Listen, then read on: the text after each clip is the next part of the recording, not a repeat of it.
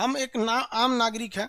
अगर मोदी जी हमको चाहें तो अगर अभी बुला लेंगे, खान साहब आइए, आप विदेश नीति बड़ी बढ़िया बताते हैं, आप विदेश मंत्री बन जाइए, तो हम 6 महीने तक विदेश मंत्री बन सकते हैं। तारीफ करता है कि हमारा बुराई करता है।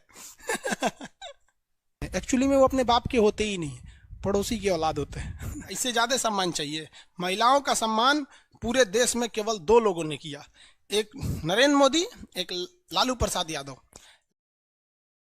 आर्टिकल 75 पे आना था। 75 में बोला गया है अदर मंत्री, other minister, other minister, minister, others minister, अन्य मंत्री, अन्य मंत्री, अन्य मंत्री मतलब और कौन कौन सा व्यक्ति मंत्री होगा। अदर मंत्री केवल अकेले प्रधानमंत्री से तो होता नहीं है, और भी कोई मंत्री रह सकते हैं। क्या रह सकते हैं? मंत्री रह सकते हैं। तो इसमें क्या बोला गया है, देखिए ध्यान से, कोई भी मंत्री जो होता है इसको नियुक्ति करने से पहले सलाह लिया जाता है। राष्ट्र नियुक्त कौन करते हैं? किसी भी मंत्री को कौन नियुक्त करते हैं? राष्ट्रपति नियुक्त करते हैं। राष्ट्रपति उसे अपॉइंट कर देते हैं मंत्री, ठीक है। किसकी सलाह पर मंत्री नियुक्त कर देते हैं? तो भैया पहले ही लिख दिया है, राष्ट्रपति को सहायता एवं सलाह के लिए मंत्री परिषद होगा, जिसके अध्यक्ष प्राइम मिनिस्टर होंगे। तो किसके सलाह पर करेंगे? Prime minister. यानी अगर कोई मिनिस्टर है, क्या है, कोई भी मिनिस्टर है, तो उसकी नियुक्ति कौन करते हैं? प्रेसिडेंट, प्रधानमंत्री की सलाह पर। हटा भी देते हैं प्रधानमंत्री की सलाह पर। निर्मला सीतारमण इससे पहले वो थी रक्षा मंत्री, उसके बाद उनको वित्त मंत्री बना दिया गया। अब किसके सलाह पर? प्रधानमंत्री की सलाह पर।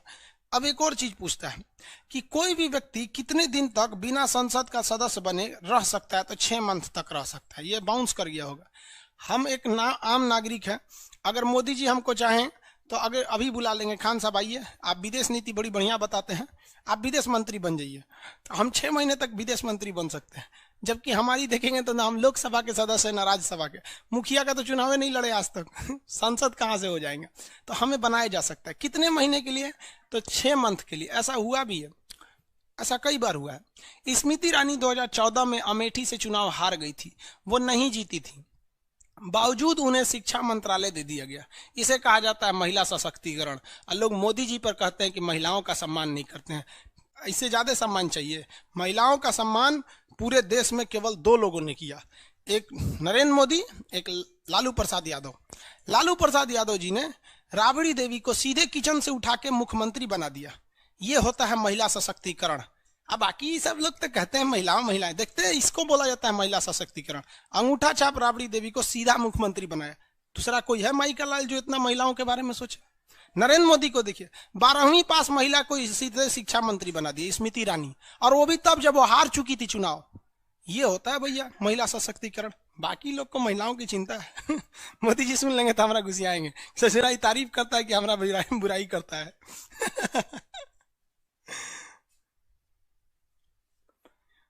आगे देखिए, बिहार बैच का फ्री बैच भी लाना है क्या?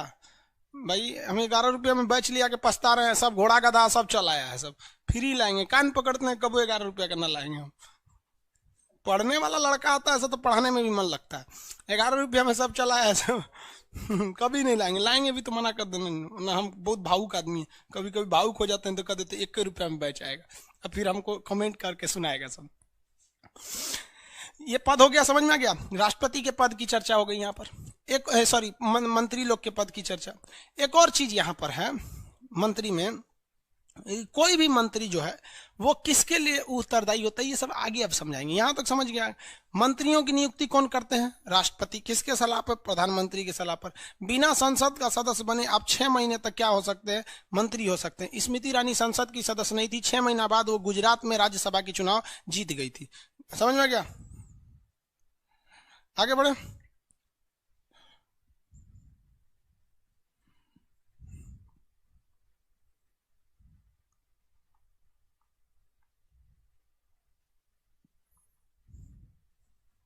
कह रहा है कि किस पार्ट में इंडिया को कहा गया है कि इंडिया एक रिपब्लिक कंट्री? अनुच्छेद 1,